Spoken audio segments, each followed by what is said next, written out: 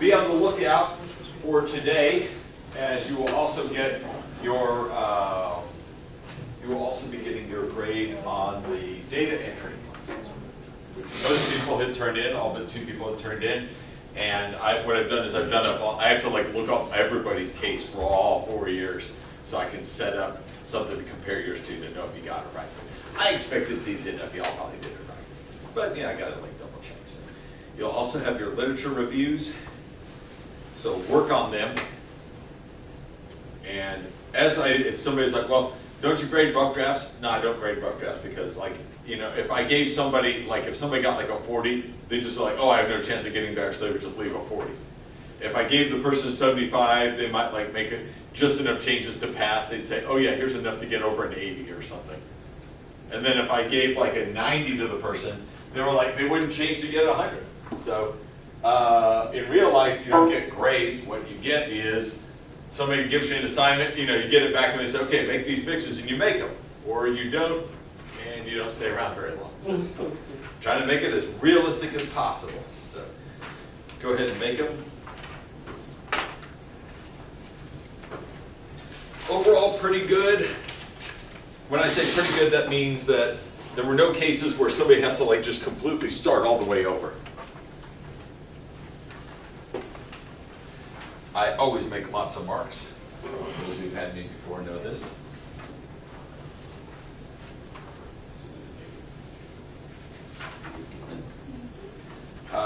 There were some people who for some reason just didn't cite the material at the end. Remember, I wrote you a sample. I wrote you a sample guide to show you exactly what to do and how y'all got to use APSA style.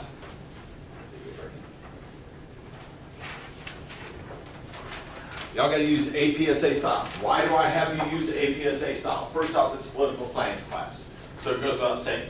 Second, APSA style can be found in a pamphlet. If you don't believe me, go over to the Writing Center, take a look at the APA style guide, look at the Chicago, look at Turabian. They're books. Ours is a pamphlet. In fact, for 95% of what we need, you can Xerox 6 pages or 3 pages double spaced. That's all you need. We have the shortest, easiest guide to go through. Moreover, it's the best. Not just because I'm a political science person. I mean, seriously, if I was psychology, I'd want to use ours because it's the most informative. After everyone else developed their style guides, political science developed theirs later and better. If you don't believe me, just if you work with them enough, it's the easiest possible way to find out where the original source is from. That's the only guide or the only rationale for a bibliography. You show you did your work and say, here's where you can find it. The one that tells you the best is the best. That's all it comes down to. So, and you can find it online. It's the only one you can find online. So in other words, I don't have to charge you, like, I mean, a used copy of Chicago Manual Style can cost 25 bucks. I'm giving you one you can download for free. The link is in the syllabus. So if you can't use it, I have nothing to say. I say good day. Just go with it. Just follow it, it's easy. All you're saying is, yep, I did my work, here's where you can find it. A couple of y'all cited parts where you cited something from other readings. Hey, those articles should have those, just look them up right where they are in the article, work them on in. Don't go, oh my gosh, I better take those all out. No, keep them. That's a strength with your paper. I can't remember who it was, but one person, it may have been you, who found like, worked in like 11 different sources, and I was like, my gosh, that's like an 11-to-1 ratio. That's like U.S. versus North Korea in the Korean War for dogfighting. Man, if you can get one source that brings in 11, that's really cool. Just bring them into the bibliography. Trust me, that's really cool. For a couple people, I think your papers could have been a little better with quotes. Certainly most of my markings are editing marking. Keep in mind, I'm a communications major, editing major. I'm not trying to be mean. I make a lot of comments because this is what you'll get in the real world. So, again, I have basically 2 strategies. You know, I can be nice to everybody and not make any comments and say you're doing fine, and then you'll struggle in the real world, or I'll give you tons of comments, but I'm giving you the chance to fix them. I like you all well enough to give you criticism and to possibly accept lower student evaluations because it'll help you in the long run. Otherwise, there's no rationale why your professor would want to grade your paper twice. Ask yourself why your professor would want to do it. It can't be for selfish motives. So take advantage of this. Make all those fixes. I want to see a lot of 10 out of 10s. Got it? When does this go again? Day of the exam at the latest. So bring in this version with a fixed version. Don't do some comments and then leave others unfixed. I know this from other English teachers. I know this from other professors. Nothing ticks you off more than only making some comments. Make them all. The way to handle this, here's what I would do. Anybody here got a highlighter or a multicolored pen? As soon as you make corrections, just check it off so that way you know which ones you did. Like if you want to go through the simple ones, I think that's what usually happens. There's some people who forget to make corrections. They didn't mean to diss the correction. They're saying, yeah, I'll leave this crap in or something. No, what often happened is they forgot that one. So have a system for when you get something corrected, check it off. And if you don't believe me, I will be glad to show you the Lone Wolf terrorism piece that we got published. I can show you our first set of edits. I had like 80 things to fix in the article. Everybody makes mistakes. Seriously. Now, some weren't mistakes. Like more than half of them were like stylistic, like they wanted a different word in or something like that. Or they had a question or something unclear. They weren't all mistakes, but it just shows you nobody walks on water in this business. Got to be tough enough to recognize there are an infinite number of editors out there. You won't please all of them. Just figure out what they're looking for and fix it. Sound good? Excellent. Good. So don't think, oh my gosh, I had a lot of comments written on mine. Hey, some of them were positive. I used to do green pen for like good positive comments and red pen for critiques, but then it was like, what do you do with the neutral ones? What's halfway between green and red? I don't know. Christmas. So it got a little confusing. So just want to make sure you got that on. Just get ready for the home stretch. Final sets of grades. Final sets of attendance. Finish strong. You'll sleep better over break. Knowing that it was a job well done.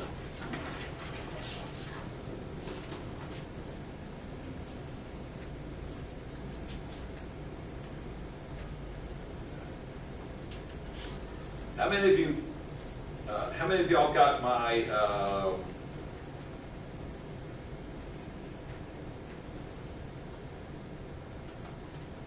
how many of y'all got the practice exam?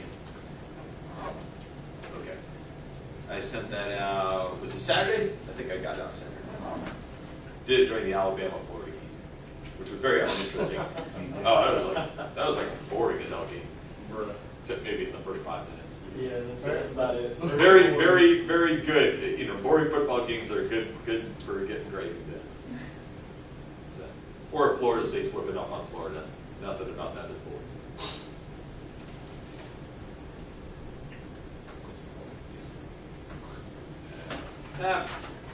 Florida will bounce back, although I hear rumors that the Florida coach is trying to jump ship for Oregon. Oops. Yeah. I'm sure he's pretty decent. Okay. So what we'll do is I'll finish up on liberal media bias. And then we'll finish up on liberal media bias, a small little bit on interest groups, and then we'll get to the practice test. So if you've already started on your practice test, go for it. If not, pull it up, we'll talk about it. Okay? All right. Anyway, I was a communication major when I was in college. I was a college Republican too. I remember being, as I was both of them, I remember a bumper sticker was out and it said, "Annoy the media, elect Bush." That was George Bush Sr. That was like a popular bumper sticker that was out. And ever since I've been a communication major, ever since, you know, before I decided to double in political science, so I didn't change majors, I just doubled. Makes you twice as valuable out there in the market. I would have a communication resume and a political science resume. Meant you could apply to twice as many positions. Something to consider. Not for everybody, obviously, but You know, if you're thinking about it, go for it. I was a political science minor because you had a minor in something, and then I looked at my schedule, I got all my core stuff out of the way, didn't waste any of my classes, and then I looked at it and I thought, man, if I just take nothing but political science classes, I could get like a second, and I was one off because I had a full-time job, so it was kind of hard to work in that, but, or 24 hours, so part-time. So I came back, I took a night class after I graduated, so I even asked them, I said, if I take one more political science class, can I be considered a double major? They were like, well, for whatever it costs a credit hour, like, yeah, sure, you can do that. After you graduate, you can put whatever you want in your diploma. So that's what I did. But that night class was the hardest class I had, political science. Here I'm working full-time, going to night school, you know, extra hard because you're working full-time. But that class would probably be the best for graduate school. So don't be afraid to take a hard class if it's going to help. But yeah, ever since I've been a communication major, ever since I've been a college Republican, I kept hearing that phrase, liberal media bias, over and over and over again. So I thought I would look into it when I was teaching American government, just to see what was the case. So looking at 1996 to the present, liberal media bias, is there any support for it? And I cite which sources it comes from, and I also shifted around which sources I look for, so it wasn't like one biased source that would assess a class. And so here's what's been discovered.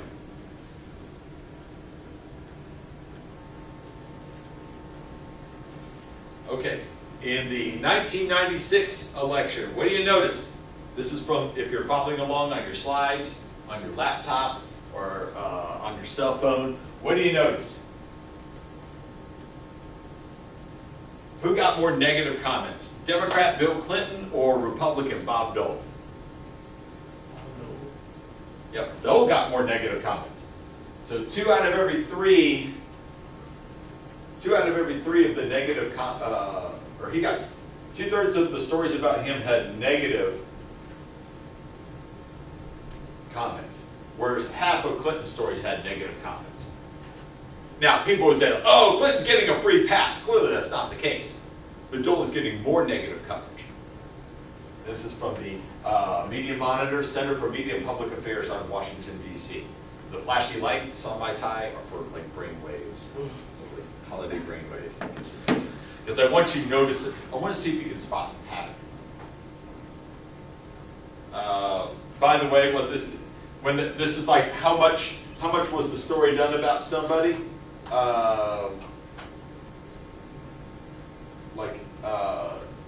The negative comments on their issues and record.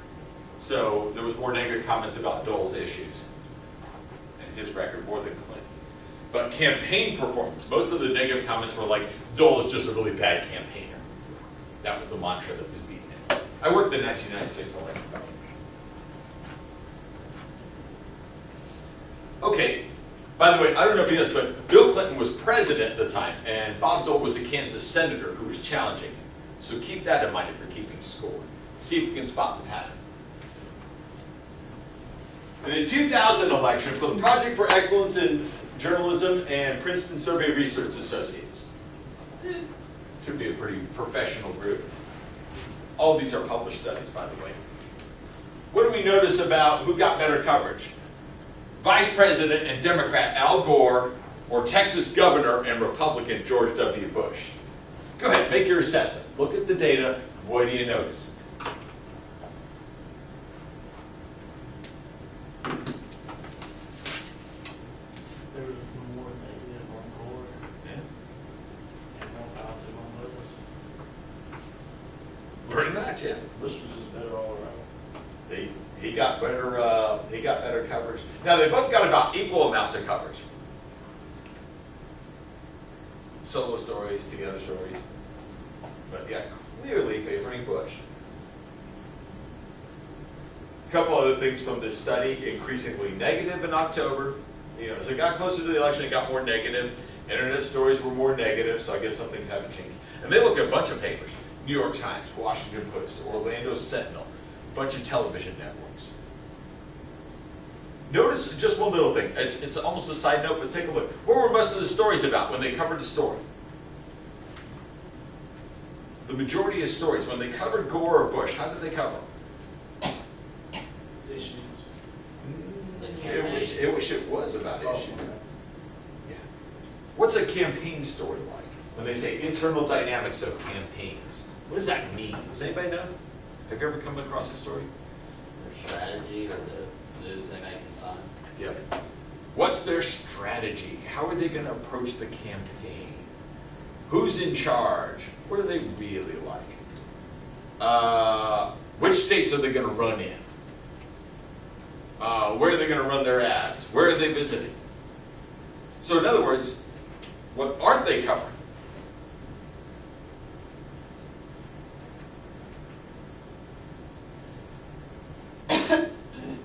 So don't just look at what they're covering, but what they're not covering as much. I mean, when you think about, hey, I want to know who I'm going to vote for, what are you getting and what are you not getting?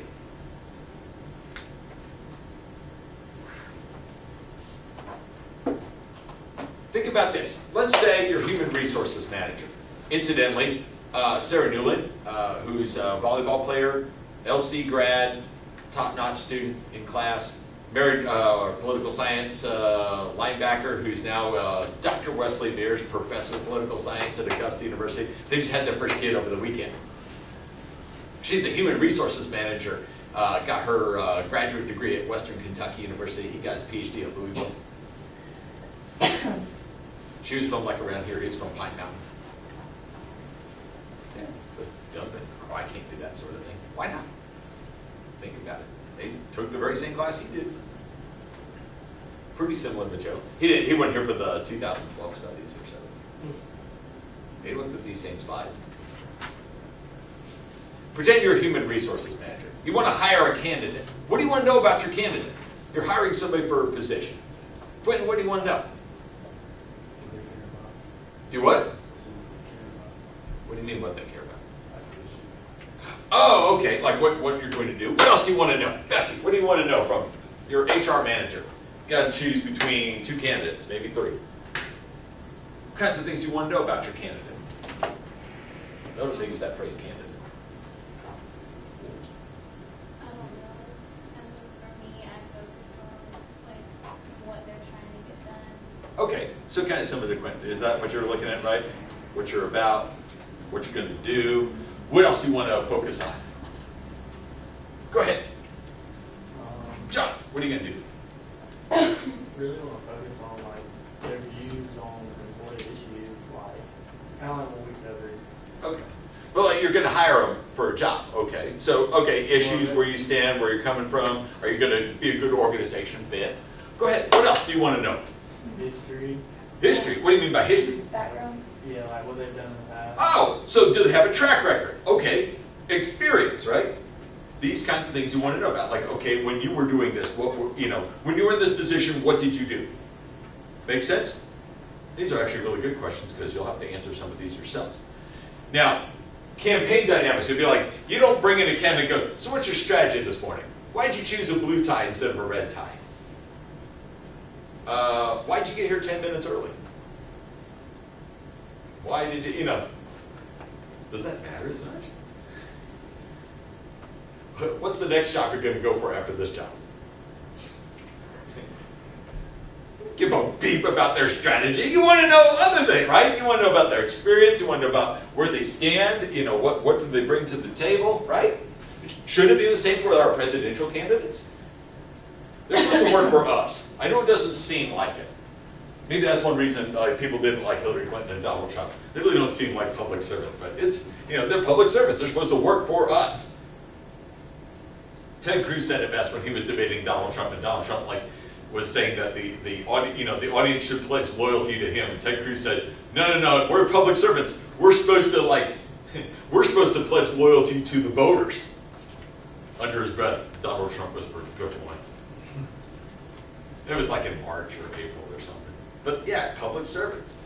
They're supposed to be interviewing for us. And I don't think the media is doing a good job if all they're focusing on is strategy, right? Imagine you hired somebody, you're a PR person, public relations, media kind of thing. I did public relations for USAA. You're like, okay, tell me about this candidate. You did some background research on them. And they're like, yep, They like to wear loafers. That's their strategy. Why? So their shoes aren't untied. Really? That's all you found? Didn't you figure out like where they worked? How good a job they did where they worked? What's their stand-on positions? We had to hire a new chief academic officer. I can assure you we were looking at some of the things you raised, issues and experience. Would they be a good institutional fit? Did they have enough experience to bring here? Why is Dr. Turks wearing a flashy tie on the last day? Nah, it's more a campaign strategy, right? But yeah. Never, oh, Portland, Oregonian. Doesn't that sound familiar? Oh wait, no, Solomon, you did the New Hampshire one. Nick did the Oregonian. I forgot they did that one. So Bush got better coverage, right? Keeping score. Clinton got the media coverage in '96. The better Bush, a Republican, got the better coverage in 2000. Who's going to win 2004? What do you think, Caitlin? Are you talking about the election? Yeah, well, no. Who's going to get the better coverage in 2004? Bush. You think? You would be right.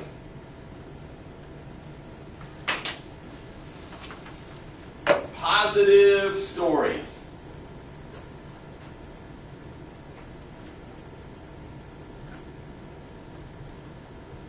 Bush versus, who's a Republican, versus John Kerry, a Democrat. What's network news? That's like a combined average, like overall. It's like the mean. Still pretty close. But how many networks did Kerry win? One. And this is, as the conventions were over, they held them a little earlier that year. Conventions were over. Bush's was, geez, where did he have his 2000? Yeah, Kerry's was in Boston. I think Bush's was in New York. That's right. It was Philadelphia in 2000. One network out of all this. Bush did better at a key critical part.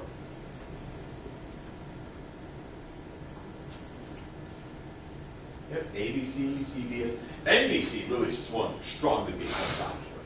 Fox News, definitely stronger. Oh, I'm sorry, network news. Sometimes they don't work in Fox News because that's like, but I'll have to see, I'll have to look back at their study and see whether they include Fox in that average or what's considered the big three. Having worked for Fox, I'll say we consider ourselves a national network. Anybody know who ran in 2008? Barack Obama. Oh, look. I got 2008 and 2012. Oh, wait. Who do you think's going to win the media coverage? Obama. Right after Bush won it? That doesn't seem to make sense. You think both times or just one time?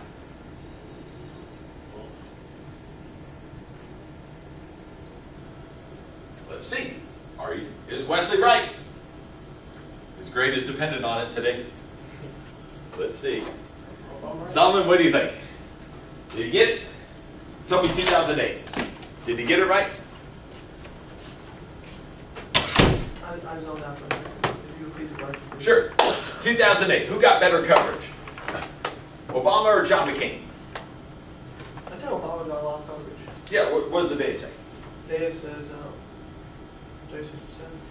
McCain says 34. That's positive, right? 34? Oh, 14. That might be. Oh, okay. That's All right. Okay. So he obviously got more. Only by that math could Florida Gators have beaten the. He got more positive. Yes. Oh, okay. McCain got a lot of negative. Yeah, McCain got a lot of negative. I've always heard that like McCain was the media darling. When I worked on his campaign in 2000, the Bush people would always complain. They're like, "Oh, the media just loves McCain. They hate Bush." Well, clearly that's not the case. They were unloading on McCain. They're pretty close when it comes to mix. Yeah, not a bad mix, but yeah. So it's like Obama got about a third of the coverage. A little more than a third was positive. Slightly more than a third was mixed.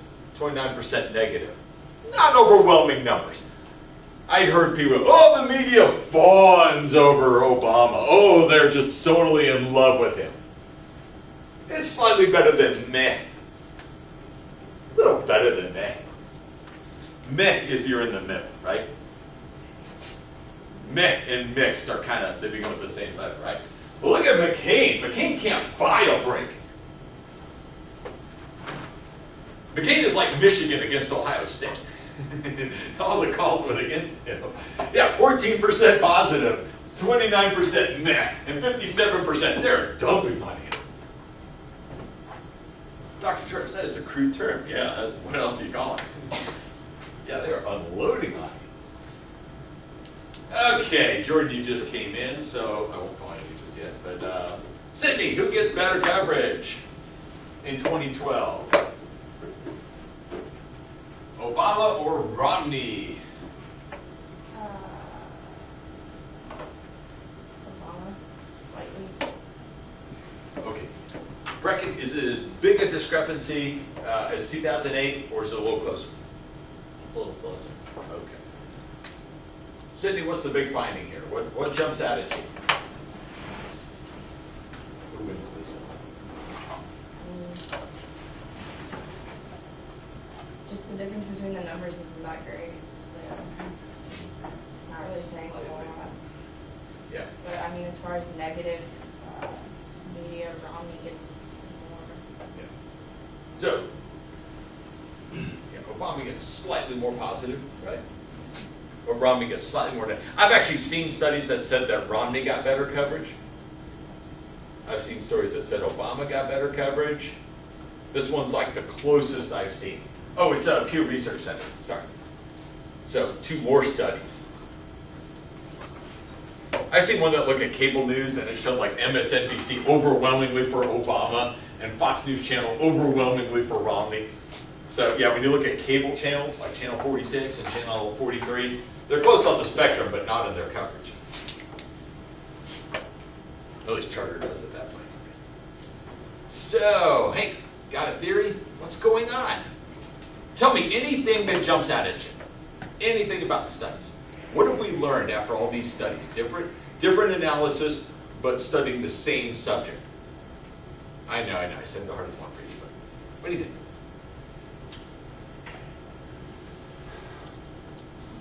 Anything jump out at you saying, yeah, I see a pattern.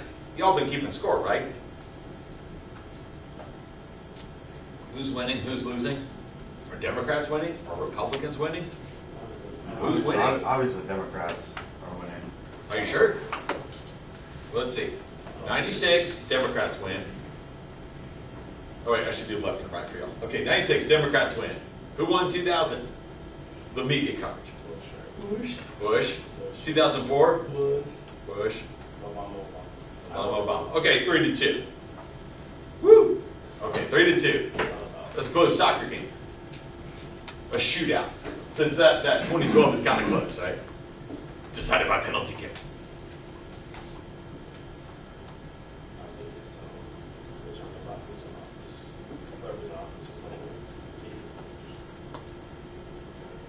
Damn.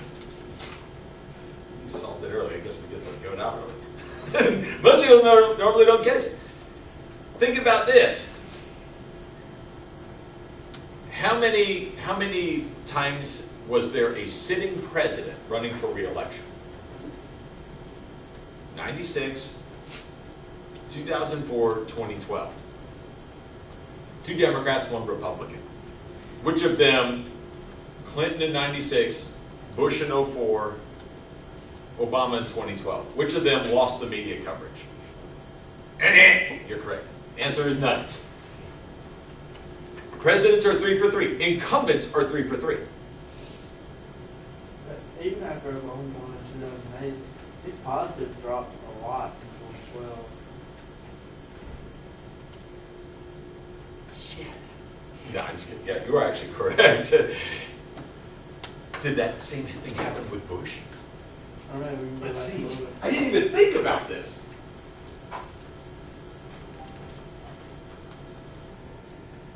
Okay, so we're about pretty even. Slight advantage Bush.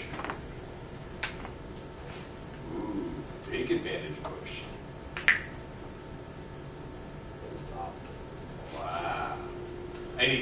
a 1992 study.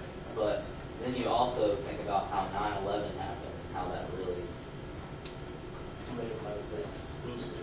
His approval rating, Bush was about 50-50 before 9/11. Shot on up to the highest approval rating we've ever seen for a president since Gallup started doing polling. And then we had like the Iraq War and it started going back in. And people say they're called like truthers or something like that, saying it's an inside job. Seriously, is our government capable of keeping a secret? No. We don't know that. We're as leaky as a Louisiana levee. Let's face it, our government can't keep anything a secret. The bigger the problem, the easier, the bigger the chance it's going to be leaked. I don't know. That's just one bear's opinion. Yeah, there seems to be a bias in favor of incumbents. 3 for 3. Be nice if we had more media studies, like go back in time and take a look at it. That might be a cool thing. If you're ever interested in the media and you're interested in this, I mean, we're talking about maybe 1996. There might be a study in 1988 or 1992, but I bet you. I mean, and you can now go back. See, the problem is people just collecting all that information before the age of the internet was impossible. But now they're archiving. People have, like, over the last decade or so, they've archived a lot of older papers. You could go back in time. Hell, you can go back in time and look at, any fans of Hamilton here? You can go back and look at the 1800 election and see who got better coverage, Hamilton or Jefferson. If you want to get, like, here's your forecast. You want to get your PhD study, you could do the same type of research. Project for Excellence in Journalism, Pew Center for Media and Public Affairs. You can go back, you can look at newspapers, you can look at positive and negative coverage. You can tell whether the press, the newspapers, like Jefferson, Hamilton, Adams, or Aaron Burr. You could. I don't know anybody thought to do that. Whoa, doesn't this sound like a really awesome research project? I'm trying to think of what to do for my intro to poli-sci class next fall. Wouldn't that be cool to look at an 1800 class? See if the media was biased back then? Hell yeah, who wouldn't want to do that? Everyone like, drop intro to political science. But wouldn't that be fascinating? Or Andrew Jackson running against John Quincy Adams and Henry Clay as to who got better coverage. Wouldn't that be fascinating? Or that one guy who died and he dropped out because he died. Did y'all know that? Oh no. Well, he didn't have much of a team.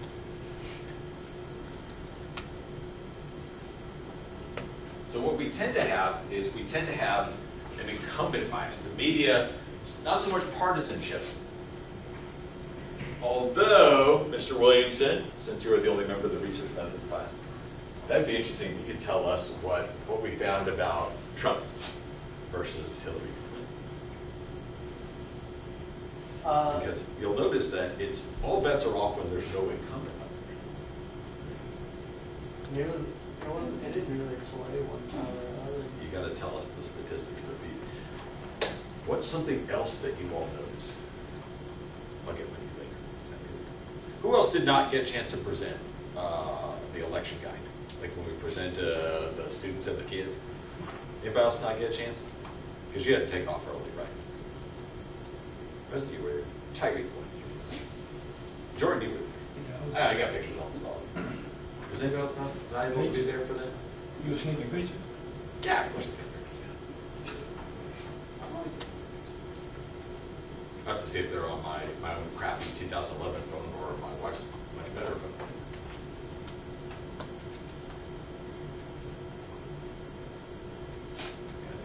Okay, I'll take a look, because there are a couple of you, it'd be kind of interesting to take a look. You can tell us like what we found when we did our research. Just a little quick thing. Also, I have all your congressional moderate data gathered. The findings will blow you away. I'm going to try and contact Tyreek, because I know he couldn't make the last presentation. I'll see if he can present it to you. I don't think he's going here no more. You what? He didn't drop the course. Uh, He turned in his stuff. He put it up. I trust him. He can do your job. All right. Any other questions about the liberal media bias test? Again, I didn't go into this to say, oh yeah, everybody. I just decided to look at what the data shows, and that should be the way we do things, not for one partisanship. Notice, you may not know this, but liberals will say there's a conservative media bias. You ever heard this one before? People say, well, most reporters tend to lean liberal.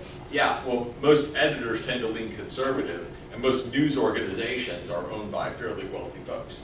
Now, of course, critics of the conservative media bias can say, some are wealthy liberals, like Ted Turner, you know. So, eventually it can wash out some, but nevertheless, we didn't find support for a liberal or a conservative media bias, but an incumbent bias. You know, so it's like, I know it's like there are people who are liberals, there are people who are conservatives, but it's like, let's see what the data shows. This means that Trump might have a huge advantage in 2020.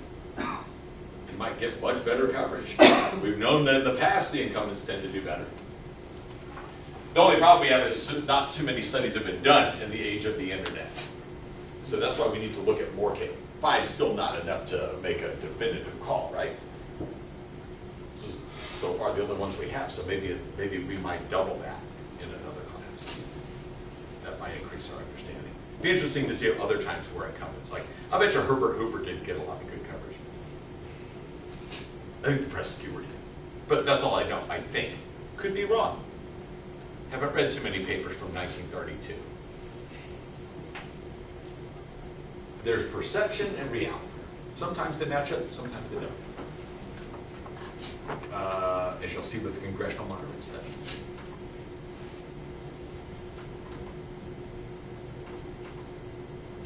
Oh yeah, I promised that I would show you what's happening. I was going to show you the strongest interest groups.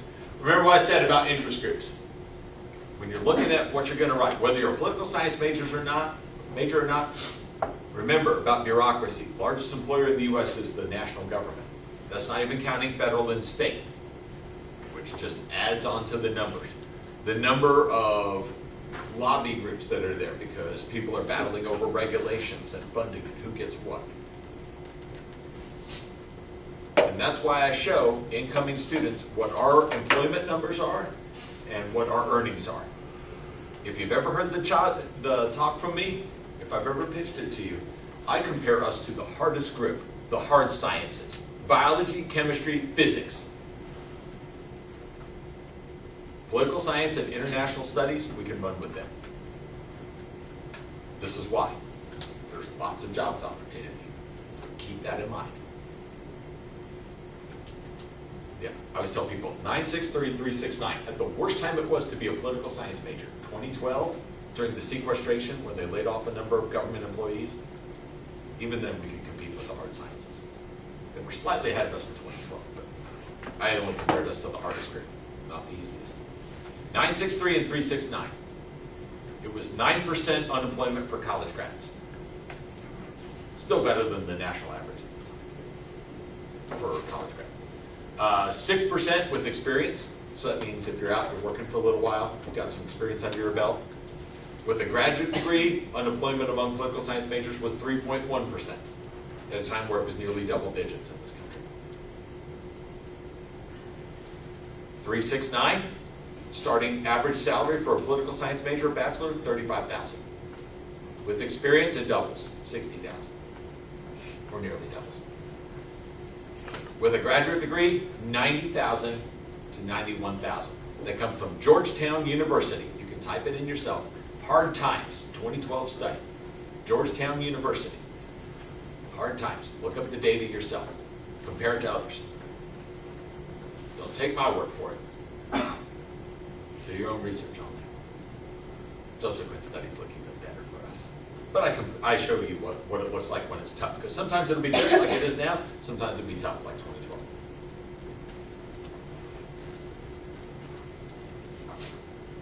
All right. The last thing that we didn't quite get to was interest group strength.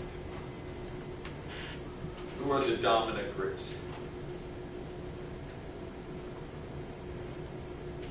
Remember what I told you? What is Dr. Travis going to do when he turns 50 years old? What? Go ahead, you got it. Who said it? Who said it? Somebody said the correct answer. What was it? Did you say it? What was it? Go ahead. Yeah. I say this because we had a faculty discussion. One of our faculty members turned 50 and decided to go down to Fort Myers, get a tan over the weekend, one last time before turning 50 years old, one last time to cheap, and everyone's talking about, oh, those over 50, we're talking about how sad it was, those approaching 50, how much they dread it. And I said, I can't wait till I turn 50. And the day I turn 50, I'm going to join AARP. What was AARP? I should put this as an extra credit question on the exam. What is Dr. Jones going to do when he turns 50? Why am I joining AARP? Y'all remember? American Association of Retired Persons. Discounts, yes! And I'm going to get like this free magazine. Well, not free, I pay dues, but when I pay my dues, I'm going to get this magazine. It's going to give me all these tips to like do stuff when I get old. I cannot wait till I turn 50. I can't wait. Discounts! I feel like I need to get like that Nicolas Cage movie where he like has a remote clicker and he goes fast forward. Is that Nicolas Cage? No, it's Adam Sandler, right? Click, isn't that right? Yeah. He clicks on it, he fast forwards. That's what I'm gonna do. I'm going to fast forward 4 years till I'm 50. I mean, I already lost all my hair. I mean, what's to hide? Don't wish your life away. No, there's that. Is it a good movie, by the way? I didn't see it. Okay. Look here. Who is number 2 in political power and donations? Retired! I'm going to try and get elected to some position in AARP. I want to become president of AARP. Because then I'm going to be old and I'm going to have Armani suits. I'm going to be super wealthy. Remember, what concept is that for the exam? Who remembers? It's going to be on the exam, folks.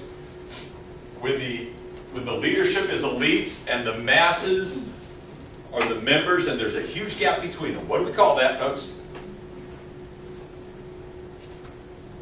Gotta know it for the exam on Saturday.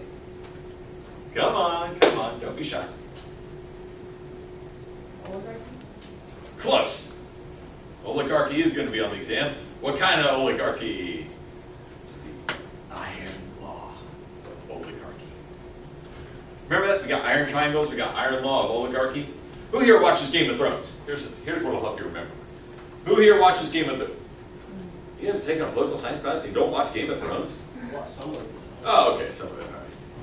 I remember we had Oscar Prim with us when we presented our research on human trafficking way out in Las Vegas. And Oscar was like, yeah, I started watching it, but I stopped after a while. Everybody in the airport like turned to him like, what? How can you stop watching this? You know, the library has all like seasons 1 through 3 or 4. Yeah, that's how I watched them. Anthony Wilson from the English department goes, John, you gotta watch this. The politics are just amazing. I can't show them in the class because it's on HBO, so you get the idea. Yeah, they have a concept in there. They have these people who are kind of like, it's all based on like loosely on history. They threw together a bunch of historical stories. War of the Roses, Battle of the Five Kingdoms. But the group that's most like the Vikings, they have like the Iron, they're called like the Iron Islands or something, I forget. Yeah, they have dragons.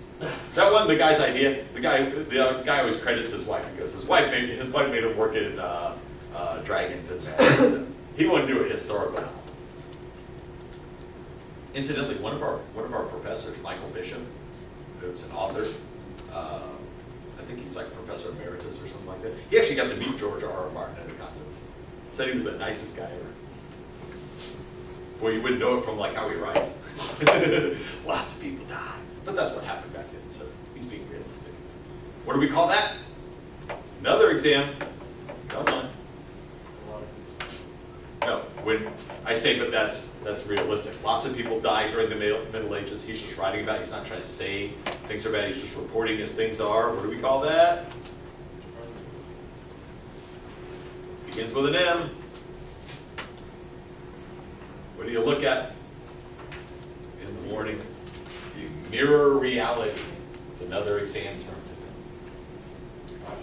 Yeah, he talks about this. He says the Iron Islands people, they're like super tough. And when somebody's got something fancy, they say, you'll love this concept. The guy who's a king, he's a dad, real tough, mean guy. He goes, did you pay the gold price or the iron price for that? Gold price means you paid money. Iron price means you took it by force. Cool concept, huh?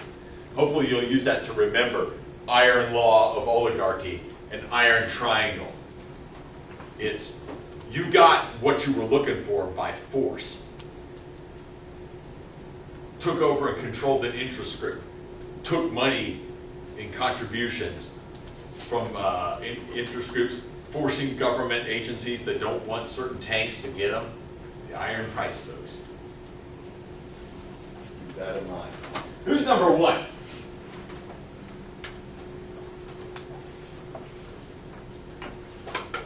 Who's number one? Can y'all see it in donations? Wesley, you're the closest. Securities/investment. Yeah, what the hell does that mean? What does that mean in real terms? No, you got it. Yeah. Don't diss yourself. Number one powerful grip. Hey Quentin, you ever wonder why very few people got busted over the whole Great Recession and corruption? You ever wonder? You don't need to wonder anymore. They donated the most money. Remember what I said about interest groups? Brecken, are interest groups trying to change the law, change the status quo, or keep the status quo? That's why a lot of the same people who were there in 2008 are still there. You know that a majority of Dodd-Frank bill laws that were passed have never been written? They passed the law. Where is the law? Hasn't been written yet. Why not? Now you know. Am I correct? You can also see who gives money to what on that other. Which groups tend to favor Republicans, which tend to favor Democrats? Who else is up here? Harrison, can you see the group at the top? Number 3. Who's number 3? Lawyers and law firms. Clemson. Got you. No, I'm just kidding. No, who's number 3? Lawyers and law firms. Yeah, lawyers and law firms. Yeah. Surprise you? Guessing surprise is not number 1. Yeah. Is Clemson number 3? I was just checking. They're number 2. They're number 2. Yeah, they suck against West Virginia. Okay, anyway. Who else we got? Real estate. I would have thought oil and gas would have been higher. Where did they rank at? 9. Yeah, like Florida State. Insurance, business service. You see how this works, right? You'll notice number 6. What does number 6 say, Solomon? What you got? You don't have it up? Oh, okay. I called it because you had a laptop. Send me who you got for number 6. Number 6. You all have laptops, so you're not looking at the slides. Candidate something. I Yeah, cannot- candidate committees. Committees. See, what happens is candidates become their own political action committees. I'm not picking on him, but Paul Ryan, for example, he's got his own PAC. He will raise a lot of money. He's got enough to like stay in office as long as he wants, most likely. Unless there's like something like what happened to Eric Cantor, but he's probably too smart to do that. But he'll raise a lot of money, more than he needs, but he'll give it out to struggling candidates who need that money. Then they are loyal to him. Donald Trump's like, yeah, we're going to dump him as Speaker of the House. Oh, really? Because he's holding a lot of IOUs. The question is, who gave more money to them, Trump or Ryan? Before you think this is an anti-Republican bash, let's face it, it's not been going well for Nancy Pelosi. Bless you. They lost the 2010, 2012, 2014, and 2016 election. In her defense, in 2012 and 2016, they picked up seats, but they've been out of office for a little while. If she were the coach of LSU, she'd be fired. Hell, if she were the coach of West Virginia, she'd be fired. But she she's got a powerful PAC, and even though they've got, bless you, they've got other pretty good candidates, she's got a lot of the IOUs. Keith Ellison, who's African-American congressman from Minnesota, he's running for the head of the Democratic National Committee.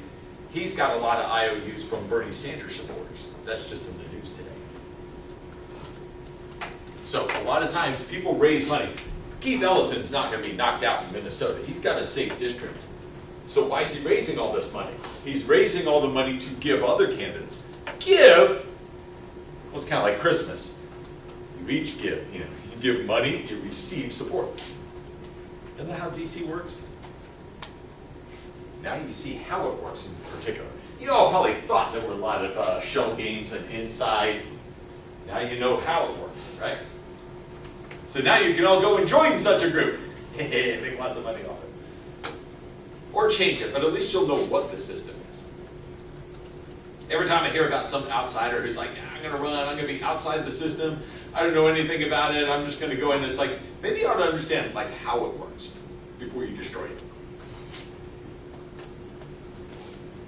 You ever hear of Adam Smith? Free market hero?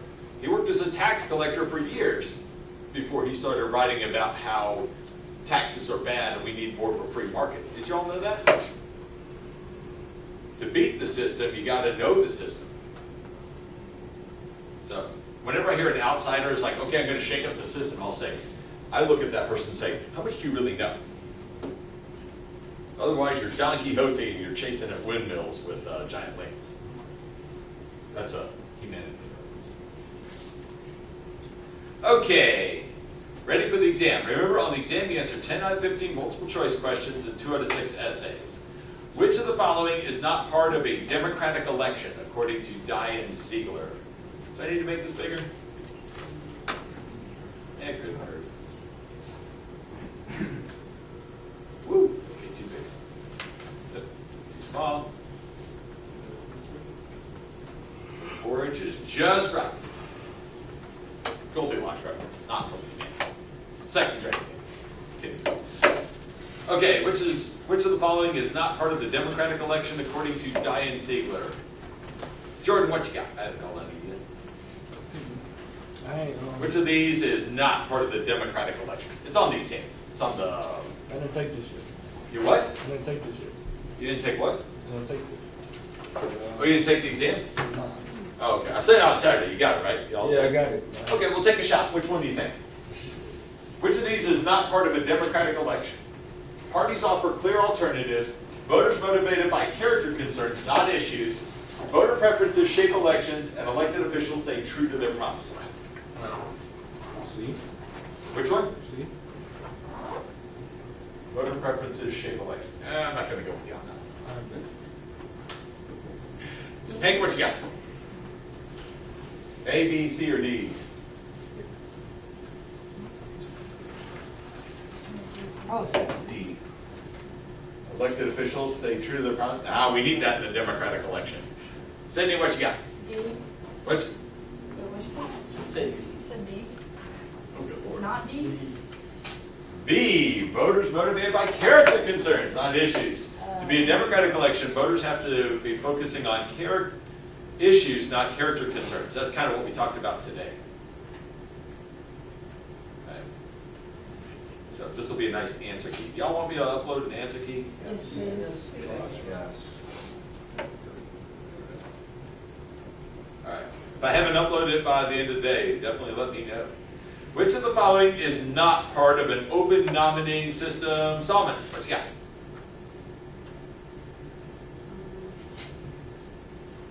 I think it's gonna be A.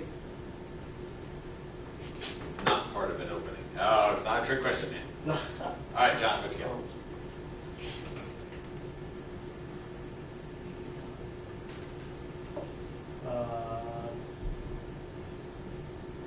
D.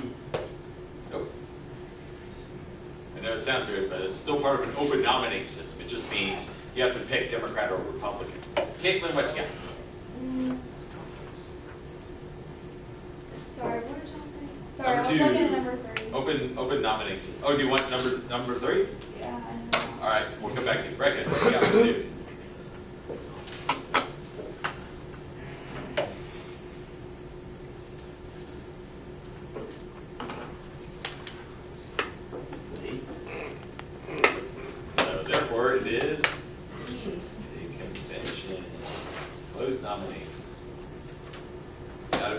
can't just walk up to the convention and cast a vote, right? Closed system. All right, Caitlin, what you got for 3? I put interest rate. Hey, we got one. All right, interest dues. All right, you're scaring me there for a while. Okay, you guys are gonna pay the iron price.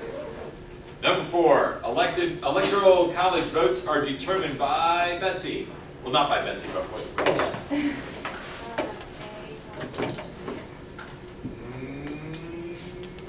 Boy, that's a big misdirection. What you got, Glenn? You said what? What you got, Wes? Anybody get it? There's only one right answer. It is D. See, you looked at population, but that's not the case because remember, every state in the electoral college gets at least 2, regardless of size. So it's not totally based on population. It's based on the number you have in the House of Representatives and the Senate. Make sure you know that. That is on the exam. But the lesson is don't look at something and go, oh, population. That's right, because it's close, but not quite. Don't stop at the first one. Read all 4 of them. Read all 4 answers and determine which one is the best answer. Got that? Aren't you all glad I didn't have that? I had that originally on the final. I thought, no, everyone's going to fail this one. I had this as a message. All right, John, you got number 5? 5 and 8. You what? 5 and 8.